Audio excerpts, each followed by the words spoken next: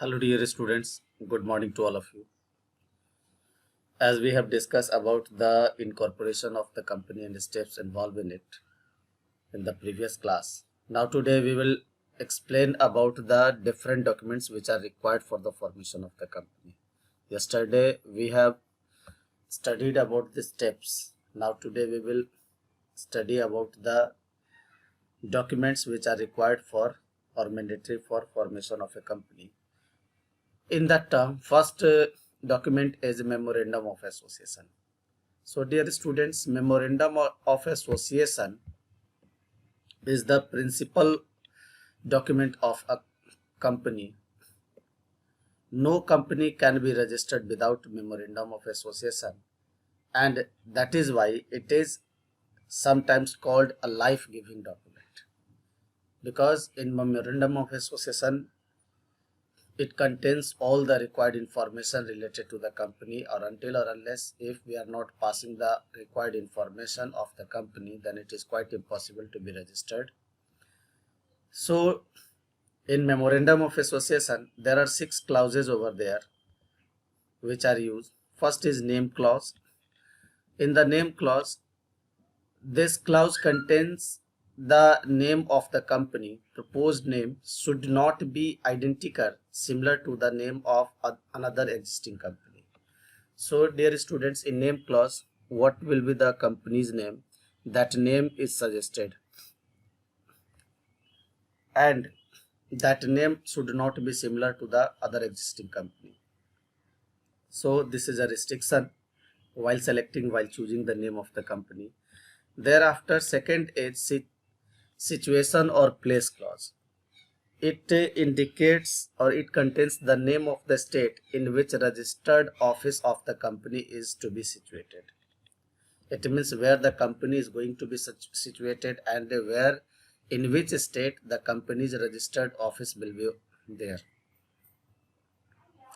So it must be indicated, and after indicating the place, that third is object clause, and in the object clause it defines the objective with which the company is formed. It means a company is not legally entitled to do any business other than that specified in the objective clause. So in the objective clause, the company must have to clear its object, that what the company is going to do, what is the motive of the company.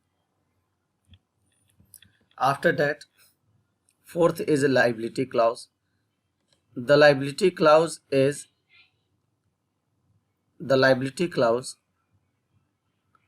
related to the liability will be limited or unlimited. If it is going to be limited, then the limited by the shares taken by them or debentures or bonds taken by them. So in the liability clause, it is indicated the liability of the member will be limited or unlimited. And after that, capital clause. In this capital clause, it is specified that the maximum capital which the company will be authorized to raise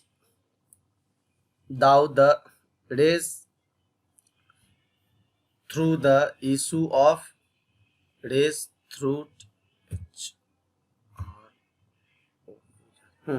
raise through the issue of shares called authorized capital. Now the next term, that is association. Association means signatories. After indicating all the terms, the board of directors which have to be decided, or the member of boards which have to sign on the memorandum of association, and as the member of the company and managing director of the company. After preparing memorandum of association, second document is required, article of association. Dear students, in article of association, it is prepared for internal management of the organization. So in the article of association, it contains all the internal rules and regulation, internal management of the affairs of the company, which defines the duties, rights, powers of the officers and the board of directors. So dear students, basically in article of association, following things are explained. First of all, the amount of share capital and different classes of shares, the right of each class of shareholders, procedure for making allotment of shares, procedure for issuing share certificate, procedure for forfeiture and reissue of forfeited shares, rules regarding casting of vote and proxy voting. Thereafter, procedure for selection and removal of directors, dividend declares and payment related to rules, procedure of capital adjustment and procedure regarding winding up of the company. It means for a smooth functioning of the company till the winding up of the company, all required information and rules are going to be recorded under article of association. And thereafter, the third document, that is prospectus. So prospectus means a kind of document which invites deposits from the public to purchase shares and debenture of the company. And basically the prospectus is going to be issued by public company.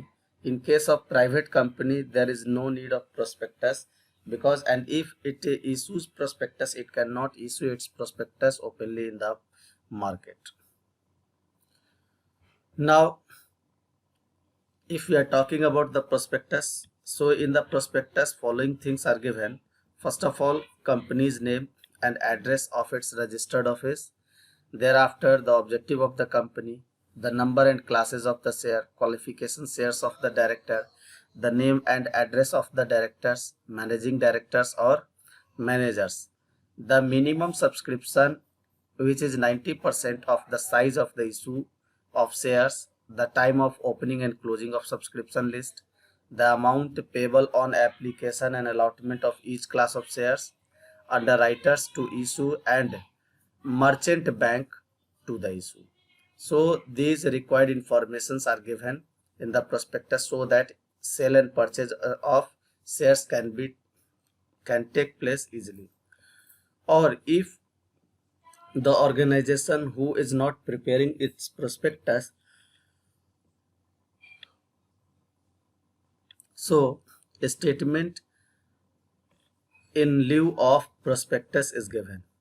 So a statement in lieu of prospectus is given, and in this term, basically a public company having share capital many times decide not to raise funds from the public, because if it is going to issue its share to the public, then the company has to issue its prospectus. But if the company is raising funds privately, it means by issuing its shares to certain company or to certain people, then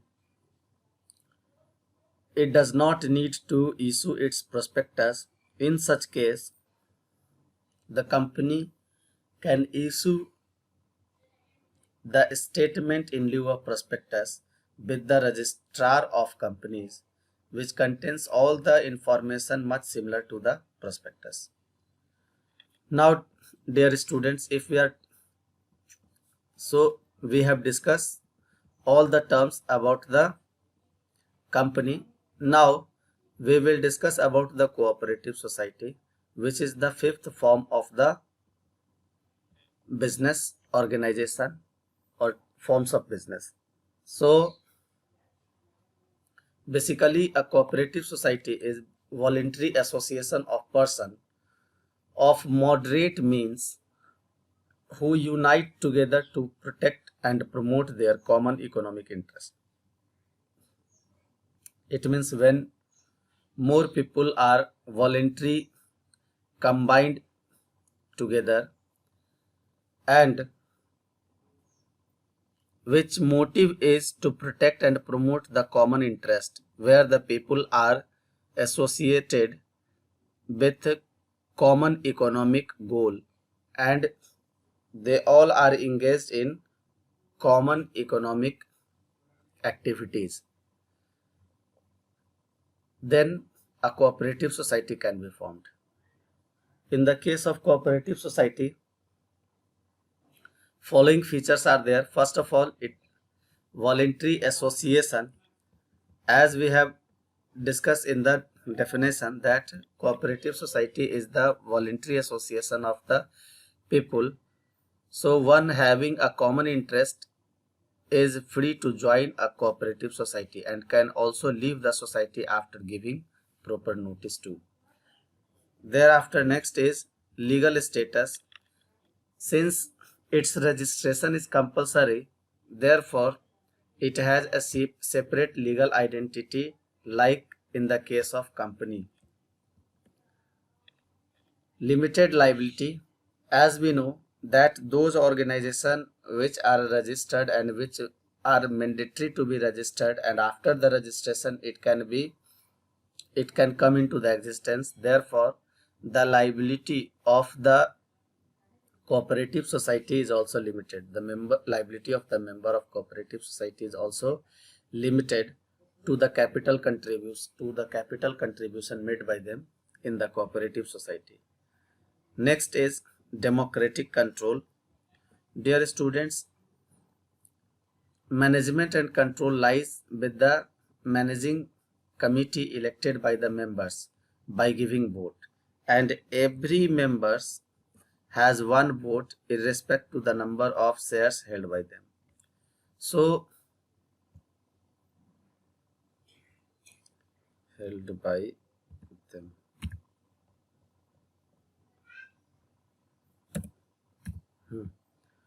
So basically in cooperative society, democratic control is there. Now, as we have already discussed about cooperative society in its definition, that it is meant for its aim to serve its members and not for the profit maximization. Now, so motive is to provide the services to its members. Now next is bound by government's rules. They have to tied by the rule and regulation formed by the government for them. So dear students, each and every cooperative society is bound with the government rules and they cannot go beyond it. Next is distribution of surplus. So the profit is to be distributed on the basis of volume of business transacted by a member and not on the basis of the capital contribution.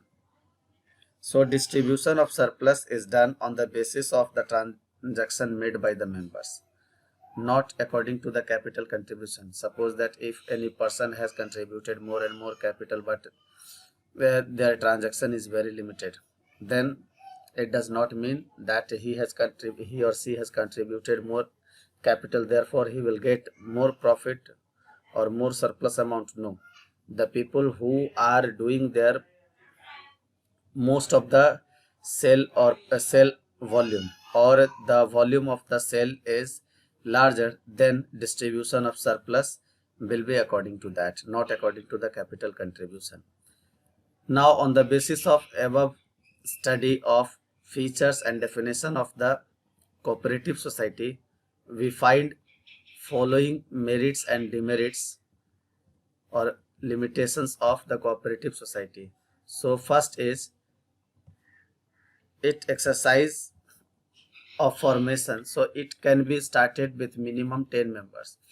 Registration is also easy as it requires very few legal formalities. Next is limited liability. So in case of limited liability, as we have already discussed, that the liability of the member is limited to the extent of their capital contribution. So there is no any additional charges if loss arise or loss occurred. Next, stability or stable existence. Due to registration, it is a separate legal entity and is not affected by the death, lunacy and insolvency of any of its member. Since company has separate legal entity, so whenever the head of the organization is going to be dead or lunatic or insolvent, the other senior or other most liable person will be the head of that organization, which will be elected by the members. Thereafter, next is economy in operations. Due to elimination of middleman and voluntary services provided by its members, it is very easy and it is very economic to be operated. There is no much more expenses. Thereafter, next is government support. So government provides support by giving loans at lower interest rates, subsidies and by charging less tax. Next is social utility. It promotes personal liberty, social justice and mutual cooperation. Therefore, they help to prevent contribution of economic power in few hands.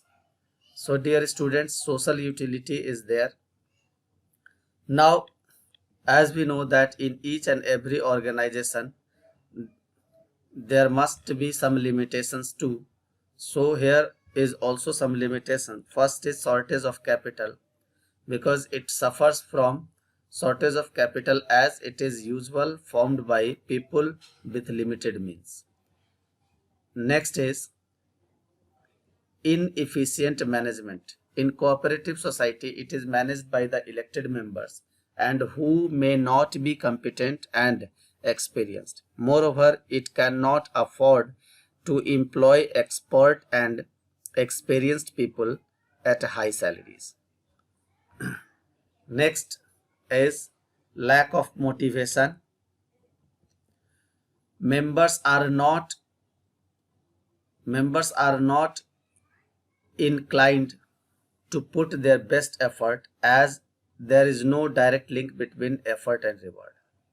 Because if the people are doing much more work, if the members are doing more and more work, but there is no reward, there is no sympathy, there is no upliftment, therefore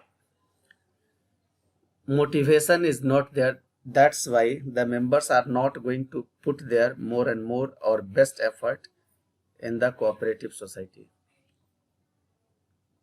Now, lack of secrecy.